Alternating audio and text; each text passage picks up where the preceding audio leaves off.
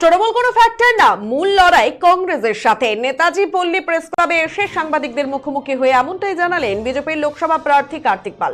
শুক্রবার দুপুরে সাংবাদিকদের মুখোমুখি হয়ে তিনি বলেন, তৃণমূলের লোকজন সব থাকলেও বর্তমানে রাজ্যের যা ভৌগোলিক পরিবেশ তাতে তাদের মূল প্রতিদ্বন্দ্বী কংগ্রেস। এই লড়াই একেবারে তৃণমূলকে গুরুত্ব দিতেই নারাজ। এই বিষয়ে বিজেপির প্রার্থী কার্তিক পাল কি বললেন শুনবো। প্রার্থী কৃষ্ণ কল্যাণী, অপরদিকে আলিমরা এবং ভিক্টর। তো লড়াইটা কতটা সহজ অথবা কঠিন হবে আপনার পক্ষে? কার সাথে হবে? দেখুন, লড়াইটা আপনারা সবাই জানেন যে কার সাথে হতে যাচ্ছে, কারণ যা পরিস্থিতি, আমাদের যা ভৌগোলিক পরিবেশ, তাতে সেখানে আমাদের লড়াইটা মূলত কংগ্রেসের সাথে হবে। এর আগের দিনে বলেছিলেন দাদা, প্রচারে গিয়ে কতটা সাড়া পাচ্ছে? খুব ভালো সাড়া পাচ্ছি, মানুষ স্বতঃস্ফূর্ত আশীর্বাদ করছে।